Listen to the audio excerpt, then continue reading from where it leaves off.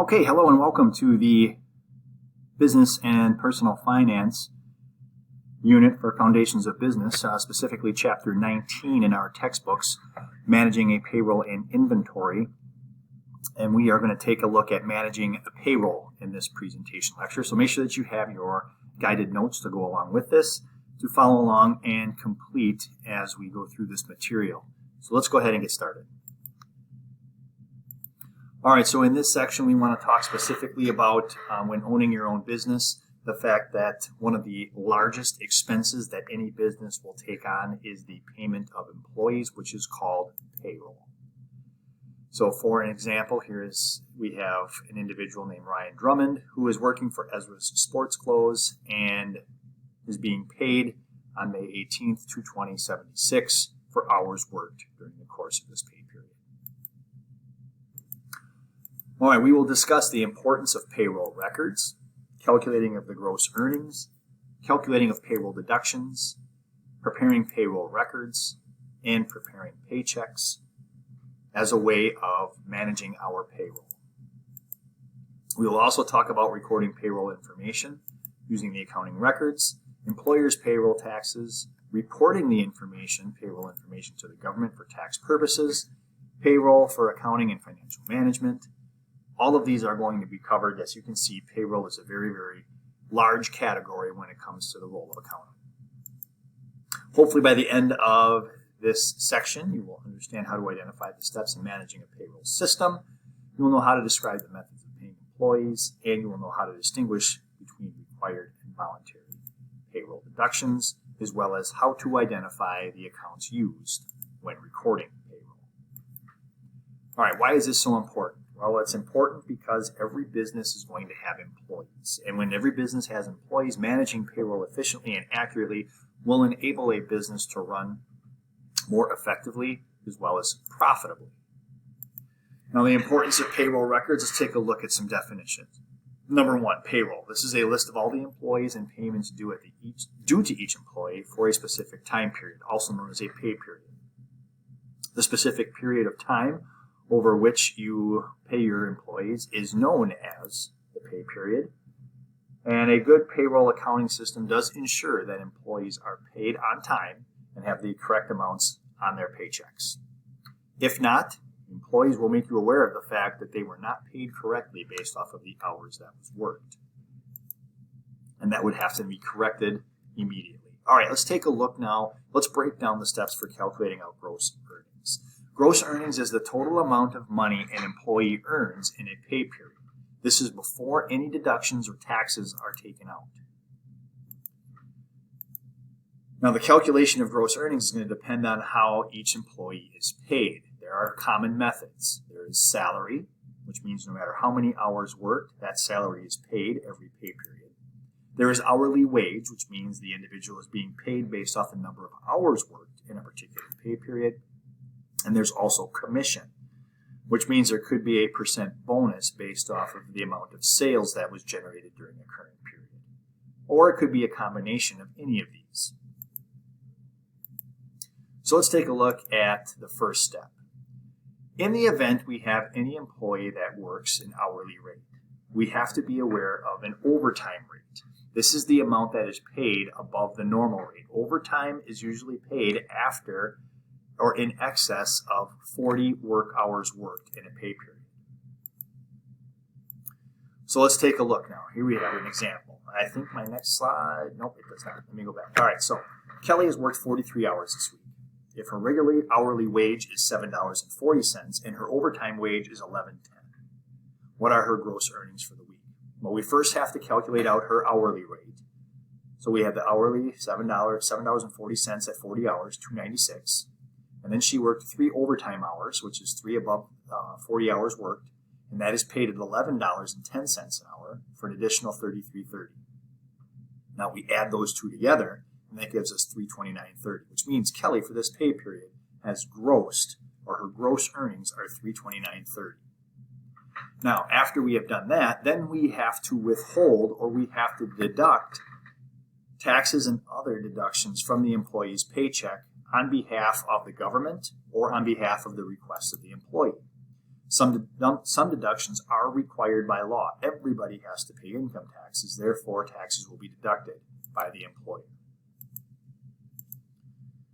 The deductions that are required by law include federal income tax, FICA taxes, also known as Social Security and Medicare, state and local income taxes, and there could be others, but these are the ones that are normally very, very common in the states and areas in which these income taxes are withheld.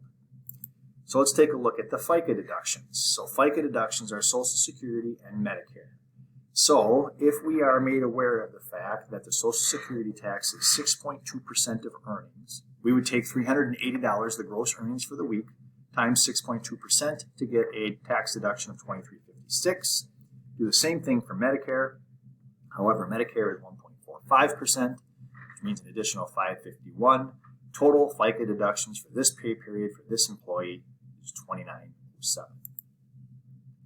Now, there's also voluntary deductions that are usually set up by the employee. They are deducted if an employee requests it, but they are not deducted unless the employee requests it. Could be health or life insurance premiums, could be union dues, could be contributions to charities, pensions or other retirement plans, direct deposits from credit union or bank. Another option is a Christmas Club account, which is what I am currently enrolled in. I have X amount of dollars coming out of my paycheck every pay period, which goes into an account which I then withdraw at Christmas time to use for my Christmas shopping. Another example of a voluntary deduction. All right, so then when it comes to preparing the payroll records, this is the third step.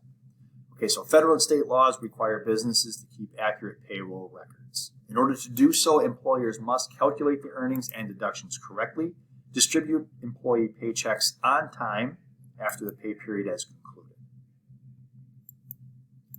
Employers must also keep accurate payroll records, pay all taxes owed to the government agencies on time on behalf of the employee, file all required payroll reports to government agencies.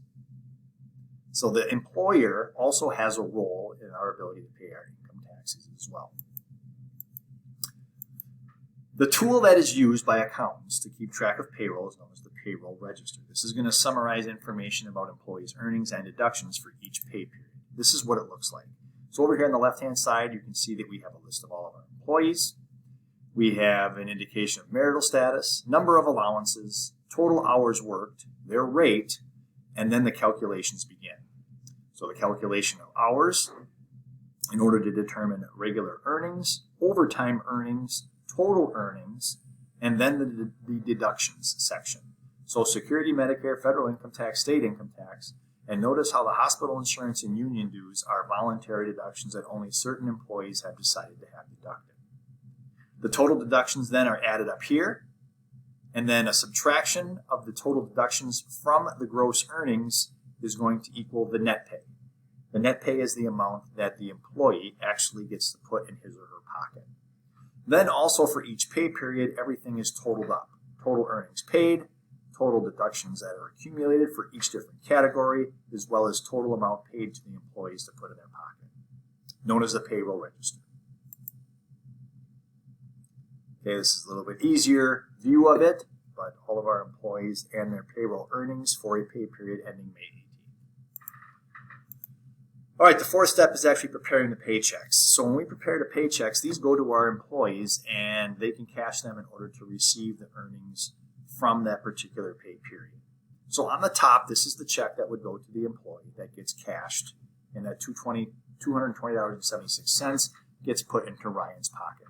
Now on the bottom, this is what is kept for the earnings records for the employee. So this indicates the amount of earnings and the deductions in order to calculate out the net pay. So this is how this $220.76 was calculated, which is shown down in the bottom on the check stub. All right, the fifth step, payroll information must be recorded for accounting records. Total gross earnings is used in an account that accountants will use, and they'll call it salaries expense because it is an expense that needs to be paid out every pay period. So deductions are also recorded in various liability accounts, Social Security tax payable, employee federal income tax payable, so on. The reason why these are recorded as liabilities is because this is paid out at one time at the end of the accounting period. It is not paid out at the end of every single pay period, which would allow an accountant to be classified as an expense. But because it's going to be paid later, it's a liability. And then the account cash and bank is reduced by the total amount of net pay, which is the amount that's being paid to our employees. All right, then the employers also have to pay payroll taxes. They also have to pay FICA and federal and state unemployment taxes. These are owed to the federal government and state government on behalf of the employer in order to provide services to the employer, provide services to the employee in the case of being unemployed.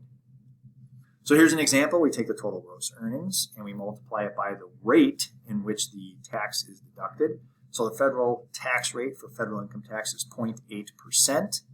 The state unemployment tax is 5.4%. So the deductions are calculated here using $3,000 as the total earnings, and then for a total of $186 in total unemployment taxes that need to be paid. A little bit easier to see on this slide here. All right, so then the next step is to the amount of money your business owes to the government agencies must be paid according to strict guidelines, which means that this now we have to square up with the government at the end of our fiscal period. Both the federal and state governments expect prompt payment along with the proper forms and reports. Current and accurate payroll information is essential in filing reports and making the necessary payments because you do not want to get on the IRS's bad side. Make sure that you are completely filling out the appropriate forms and records in order to make the tax process go as smoothly as possible. All right, so accurate payroll records are necessary for controlling business expenses. I think that goes without saying. It's not just payroll records, it's any records. And good payroll records can pinpoint different labor costs in order to make decisions based off of data that is included as part of our payroll. Payroll is often the big expense of running a business. Paying the employees is going to cost the most money. So carefully analyzing payroll information is obviously very important, as well as keeping good financial management, which is a constant review of your payroll system. This concludes the presentation lecture on the payroll. Please make sure and go back and revisit the slides if need be in order to complete your guided notes. And then make sure to complete the guided notes, submit them in Google Classroom for credit, and we'll see you next time we meet.